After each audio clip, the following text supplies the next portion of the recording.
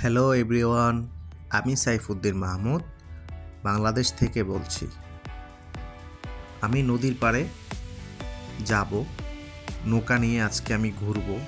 তাই নদীর পাশের এই রাস্তা ধরে আমি নদীর ঘাটের দিকে যাচ্ছি। নদীর ঘাটে আসার পর আমি নৌকায় উঠব। নৌকায় ওঠার আগে আমি মাঝিকে জিজ্ঞাসা করে নিলাম সে যাবে কিনা। সে বলেছে যাবে এবং আমি তাকে দামও জিজ্ঞাসা করলাম। মাঝি নৌকা ছেড়ে দিল। বৈঠার মাধ্যমে নৌকাটি সামনের দিকে ধীরে ধীরে আগাতে লাগলো। পানির স্রোত এবং ঢেউ কাটিয়ে নৌকাটি সামনের দিকে চলতে লাগলো। অপর দিক থেকে একটি ট্রলার অনেকগুলো যাত্রী নিয়ে নদীর ঘাটের দিকে আসছিল।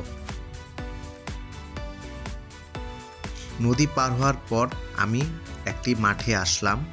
এই মাঠে বিকালবেলা অনেক ছেলেরা খেলাধুলা করতে আসে এবং অনেকেই ঘোরাঘুরি করতে আসে। মাঠের পাশেই একটি স্ট্রিট ফুডের দোকান ছিল, সেখান থেকে আমি বার্গার কিনলাম।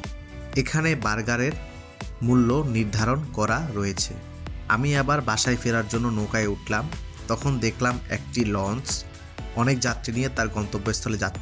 সূর্য প্রায় ডুবে গেছে। সূর্যের লাল রঙে আকাশ পানি অপরূপ সৌন্দর্য ধারণ করেছে।